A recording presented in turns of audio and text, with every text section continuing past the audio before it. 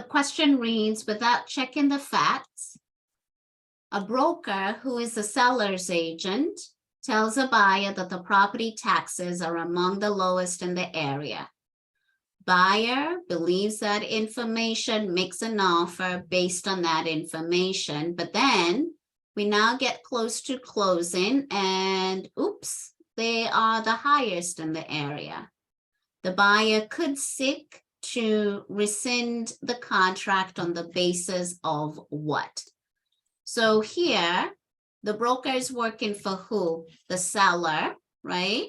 The buyer is here. We don't know whether they're represented or not, but probably it sounds like they are because this is information that they were given by the seller's agent. They were given that information, and then lo and behold, that's not the case. What is it to rescind? What does the word to rescind mean to you? Anyone can activate their microphone. What does to rescind mean? Yeah, take back. Good, thank you. So like reverse, you're going back, right? You're going back as if nothing ever happened. So to rescind the contract, and here they're asking why. First off, without checking the facts, right? The broker said this, and lo and behold, that's not the case. So now what? That's the question. Now what? And then they're asking you, how is it that the buyer is able to take it back based on this information now that is false? So puffing, if you're reviewing the content, puffing is what? Exaggeration. This is just marketing. It's the biggest kitchen. It's the largest yard. That's marketing. It's okay as long as it is not misrepresenting the facts. So puffing, for me, I summarize it as good marketing. We take good pictures and we tell you the best stuff about the property. And then we have misrepresentation, and we have lack of care and diligence. And then 4, nothing. Property taxes are a matter of public record. Yeah, they are. Broker, yes, you are responsible to check them. However, even though that's a true statement, here the question is telling you that the broker made that statement, and the buyer, again, some of you might have checked it, and now somebody's telling you that's not the case.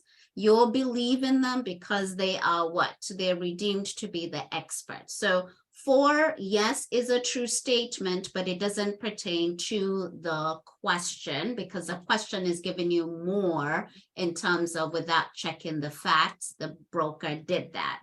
That's how we eliminated number 4. So then majority of us, if I now go look at the answers, majority of us are between 2 and 3. So this is where we're going to have the conversation. 3 reads lack of care and diligence. That's a true statement, but the question is asking, how will they be able to cancel it? Yes, that's what the agent did of the seller. Lack of care and diligence. So care is where I know what I am doing. I know to sell the property, we need to do da da da da da da. Diligence, yes, some of you will argue that is me going and checking my homework. Yes, that is a true statement in terms of what happened. However, here they're asking you, how will the buyer be able to cancel the contract? It's on the basis of what? You might not like this. For those who picked number 3, misrepresentation is the better answer because they did what? They lied. Or yes, they didn't do their homework, which some of you will argue, diligence, but when you combine care and diligence, it's too broad. This one is what exactly did they do, and that is misrepresentation, and misrepresentation is where, without even looking, and they're supposed to, they made a statement without even looking, and yet they're supposed to. So the answer to this one, some questions, you will have to pick the best of the worst, if that even makes sense. The best choice of the choices provided. Let me see what questions or comments you have for me.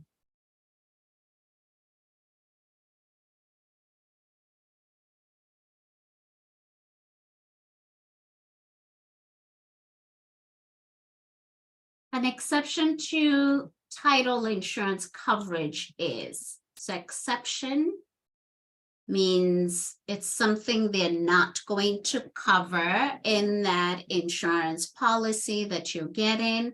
Almost like when you get your car insurance, could there be certain things that they're not going to cover? Your medical insurance as well. What is it that they're not going to cover? So an exception to the title insurance coverage is, and title insurance is usually something that the owner is going to have the choice to get.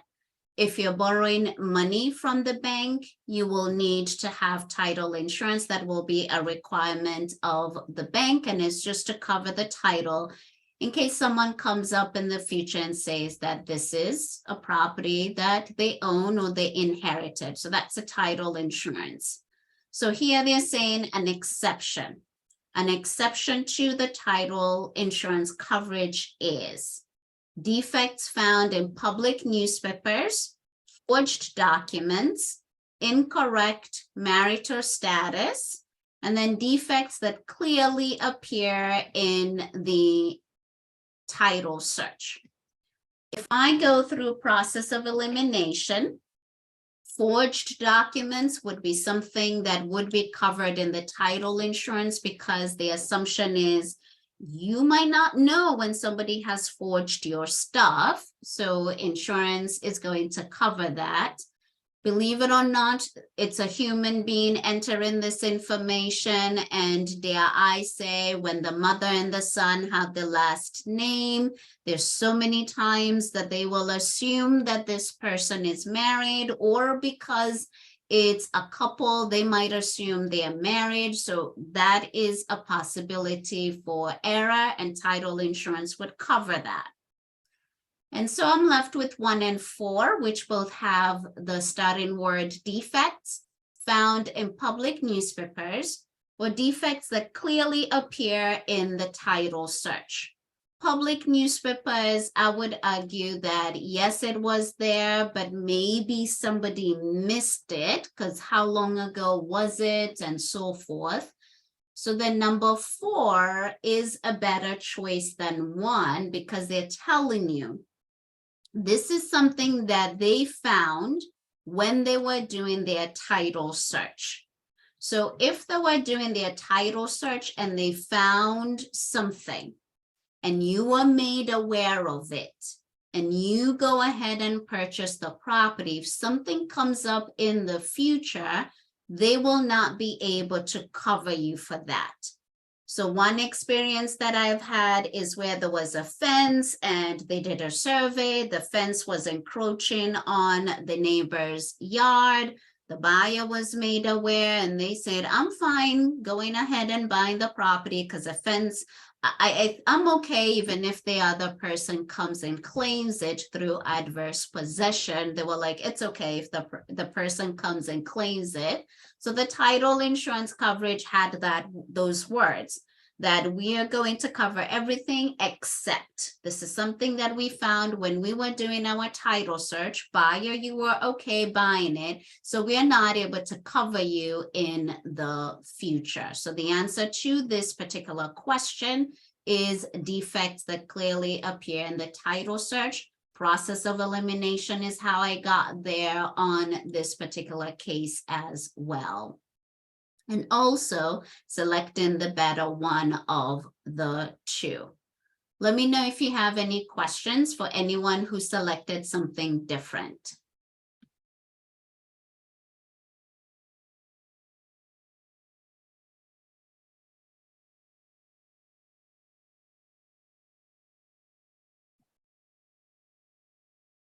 Unrepresented buyers Ask the licensee who listed the home. So the person who listed the home, this person is working for the seller.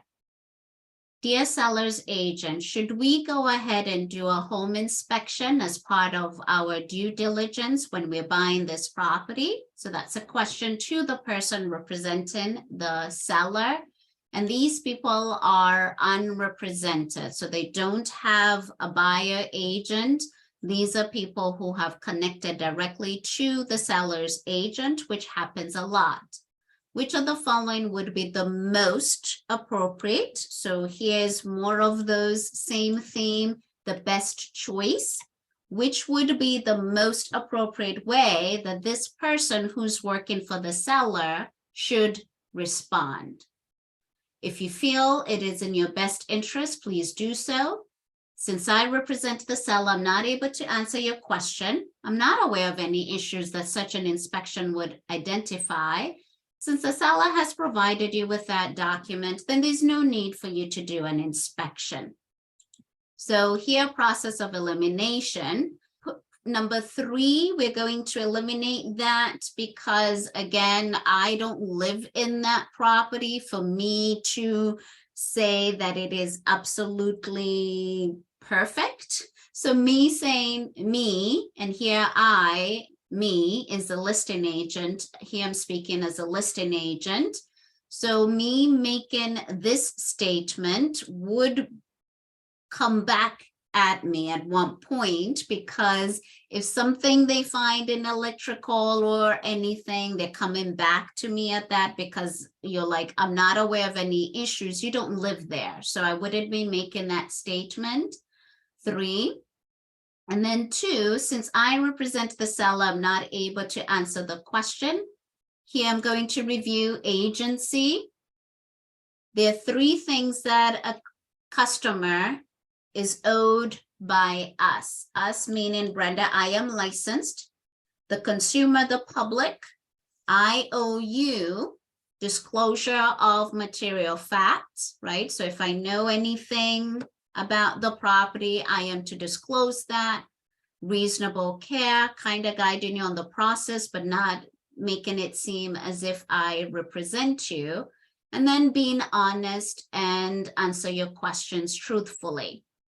So here, when you're asked that question, number 2 is there's something off. We are required to what? Answer the questions honestly and truthful. So number 2 is eliminated with that in terms of what you owe the public. So we've eliminated 2 and 3.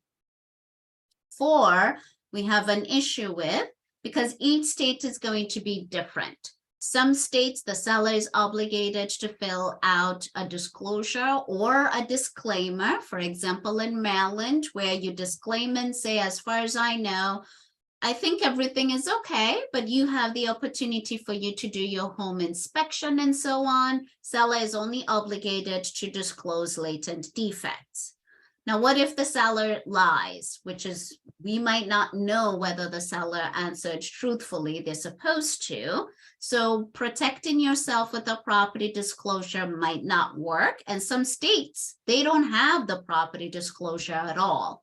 So since the seller has provided a property disclosure, there should be no need for further inspection. That is eliminated as well, because some sellers don't have to fill it out. Some sellers can go the option of a disclaimer saying, I'm only disclosing latent defects. So that latent defect doesn't cover everything in terms of due diligence. How I got to that answer is process of elimination. So the best choice is 1, buyer.